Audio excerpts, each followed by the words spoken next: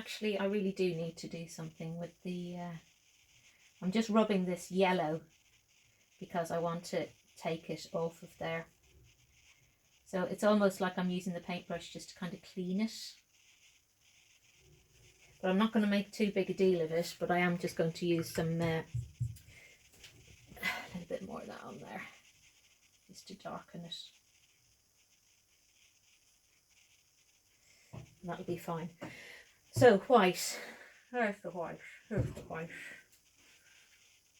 Yeah, oh, I don't need that much.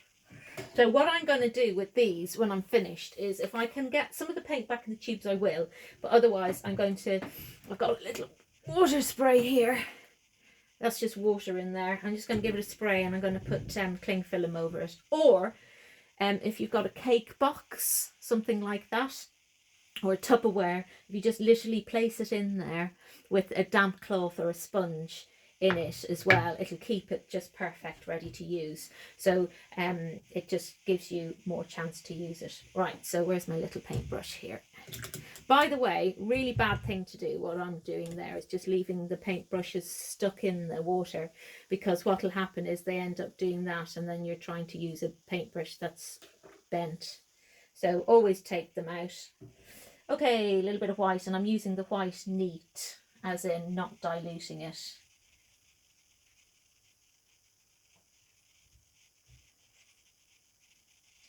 And I think I probably could even do a couple of coats of this. It's a little bit wet at the moment, so I'm going to just try and do some where you can see that there's a, because if I start doing those now, they're just going to all fall apart. Okay, so white bits just on there, but now what I want to do is to get some of these lines here. So I've got that nice sepia brown. I'm going to mix a little bit of the black in with there to get this post here. Oh, wibbly wobbly hands.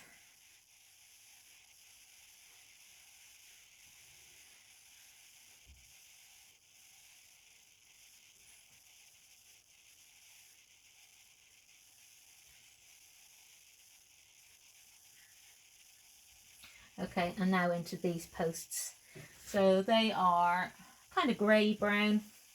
So just going to take a little bit of this brown here, mix it up, and I'm looking for bits of light on there. So I'm going to leave some of it without. Where is it? Where am I working from? This bit. I think I need a bit more than that. Okay. Don't know about you.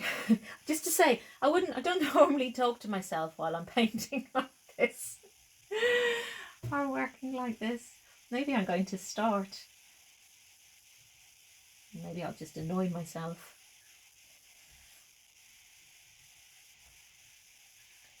So I'm just making sure that I leave a little bit of light, because this is where the dark is on. I've got a little bit of hair on there. So yeah, so what I'm doing is I'm not filling in the whole thing. I'm just adding some colour to it. And the same for these posts here, just a bit of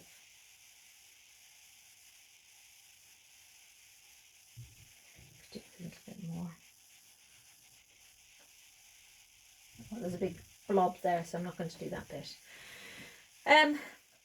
That kind of, to be honest, would I play on with it? I probably would play on with it a little bit more, but I think the grand scheme of things, I think that's okay. So if you get things like this, personally, I think that's okay. In fact, so this is green that's bled into there, but I'm just looking over there and thinking, oh, actually, that all has a, that all has a bit of a shadow there. I have to stop leaning on this. So I need a bit of this kind of, that greeny green here, and kind of, you know, that's the problem, is that, you know, every time you look you see more, you know, you need some more deeper green and a bit more kind of shadowy here. And you just keep building up and building up until you get kind of what you're happy with, really. That there, up here, and that's just that going around there and coming around here. So it's just giving you more depth as you're looking into this area.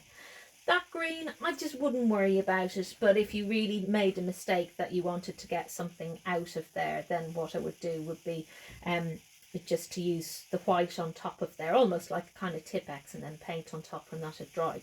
But for me personally, I mean, you can see that there's some reflections in here, so I really quite like that, the way that, you know, you're getting the colours bleeding in like that, because we all know when you look in water you don't see blues necessarily, you see reflections. So are we done? I think we're kind of done enough for it to make sense. However, you know, I could keep playing with it and playing with it and playing with it, but I'm going to leave it at that. Right, let's just lift this up. Oh yeah, and I wanted to show you what kind of board I'm doing this on. So hang on, let me just try and get the... Hang on, I'll get there. That shadow, there is a shadow. There is, although this looks dark, it's because the paper has buckled a little bit. So it's not actually colour, it's just the way that that is buckled. Sorry, I'm having to do, it's kind of like a backwards way of doing things. There, okay. So if I hold that there just for a short time, it's not too bad. I'm quite happy with it. I might play with it a bit more, or I might kind of start off doing that and then maybe come back to it and do another one. Anyway, I just want to show you what I've done in terms of setting this up. Take these off.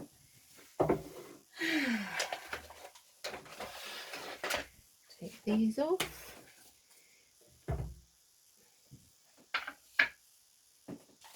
Is I have my laptop there, and I'm not suggesting that you do this because you don't need to do this, but I just wanted to show you. So I literally have I've got 4 kiln props here, and that took it up high enough over there to be able to lay that on top like that. So that's it. So let's see if I can do this. There I am. Hello. So, oh, I'm really sorry. It's 47 minutes. I'll write on the thing that you need to fast forward through a lot of it, and great stuff. See most of you on Zoom on Tuesday, and stay safe, stay creative, look after yourselves. Bye bye.